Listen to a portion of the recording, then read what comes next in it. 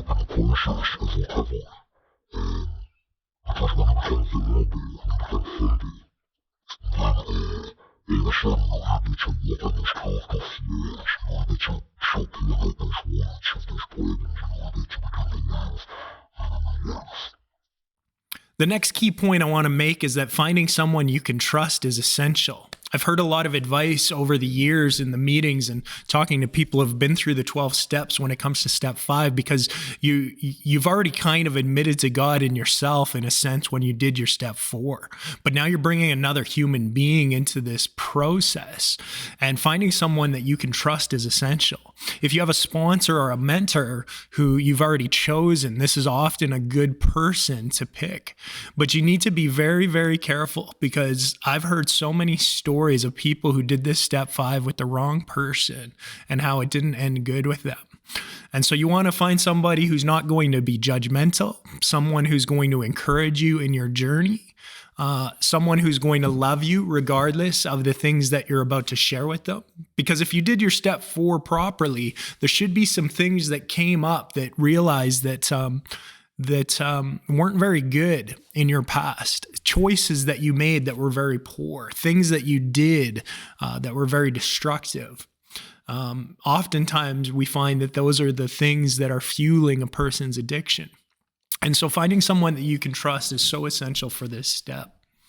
And those qualities are the qualities you want to look for, that they're not judgmental, that there's someone who's going to love you regardless, that there's someone who wants to help you on this pathway to recovery. The next key point I want to make about step 5 is that completing this step is character builder, because you are now practicing becoming more honest. One of the greatest things that you can become is a person who's trustworthy. See, trustworthiness and honesty go hand in hand. When you are a liar and a deceiver and a manipulator, you are not a trustworthy person. You can't be trusted by nature, because lies and deceit by their very nature are untrustworthy, because you've been spreading untrustworthy things. You've been putting forth things in order to get what you thought you wanted. And so when you're doing this step with another person, it's just this step alone is already building your character, apart from everything else that's going to go on as you continue through this process, because you're already becoming honest. You're already taking that honest step where you've become honest with yourself, you become honest with God, and now you're going to become honest with another person as well.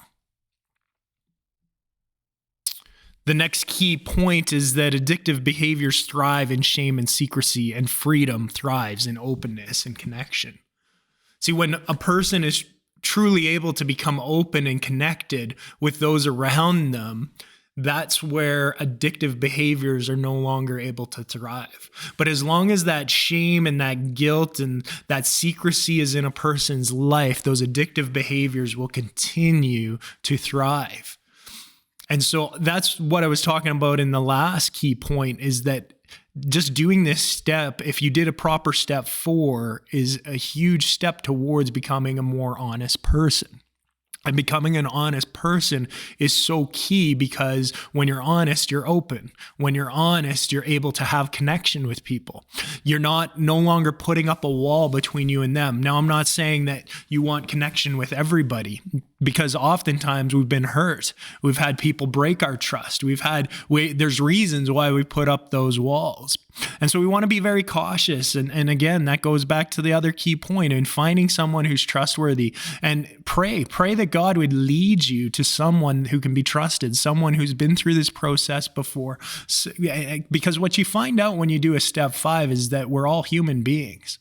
I had stuff on my step 4 list that I had never confessed to another human being. It was a secret that I thought I would take to the grave. But then step 5, because I was surrendered to God, I had to do this step honestly. And so when I went to my mentor and I shared my list with him, it was a terrifying experience, because there was stuff that came out as I went through that moral inventory that I had never confessed to another human soul. But what I found out is I confessed it to him and wasn't sure how he was going to react. But I found out that there's no temptation that is uncommon for mankind. We've all fallen short. We've all done things that are regrettable. We've all done things that are shameful in our past.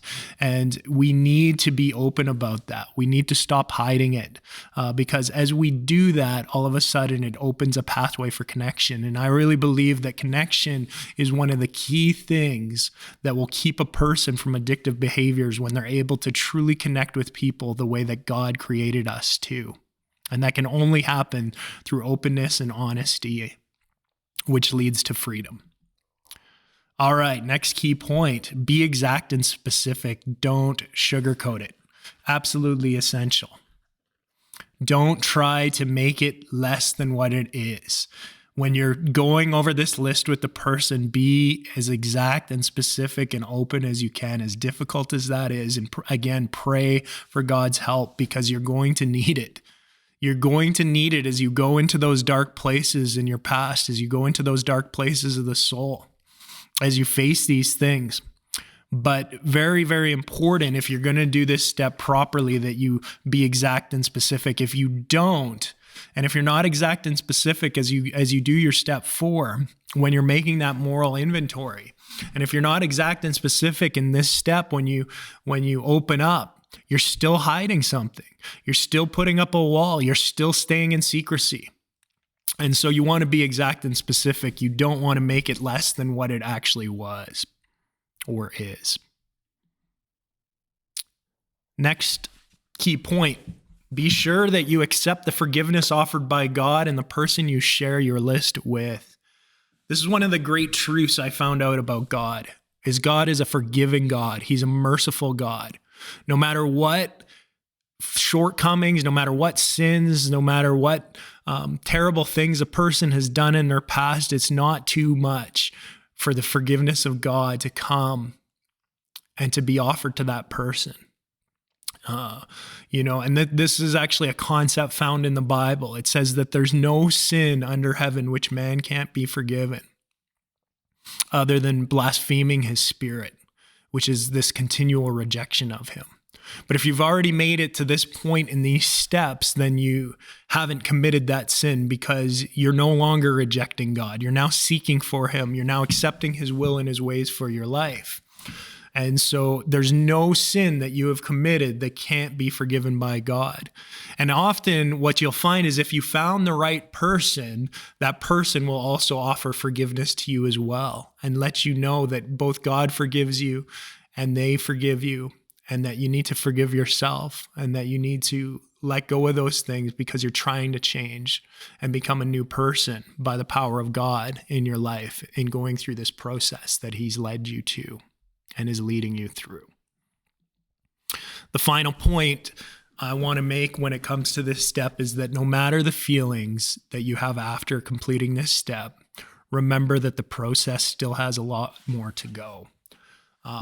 Although this step is one of the key ones, there's a few steps in the 12 steps that are absolutely, they're all important, but there's some where there's a real tilting point. And I believe this step is one of those steps. If it's done properly, there will be a significant change that begins to happen in your heart and your life as you complete this step. And many people have different feelings. Again, some people can feel fear. That they can feel like, I can't believe I told that person the truth about some of these things from my past. Sometimes they feel free. They feel more freer than they've ever felt before. For me, I felt a sense of relief because the person I had chosen to share this with was the right choice for me. And he was able to counsel me and offer me forgiveness. And in fact, we went and destroyed my moral inventory list after I had confessed it to him. We actually went and we burned it up because there was a new path that I was now on. I was no longer going to be defined from those things from my past. I didn't have to continue to walk in those things any longer. And I was able to accept mercy and forgiveness, and that I was beginning to learn how to live this new life, the kind of life that God had for me. And so those are the key points when it comes to step 5. I wish you the best of luck on this step. I'm praying for you on this step because I know that this step is a very difficult one. One of the hardest of the 12 steps, I would say, is step 5. There's a few other ones that are very difficult as well, but this one is hugely hard. And I believe that if you have surrendered to God, He will give you what you need in order to complete it. And I believe He'll give you the strength you need. And I believe that it will be a blessing for you, that He'll lead you to the right person to do it with. And so I wish you the best on that, and I'll be praying for you. God bless you. Hope to see you in the next video.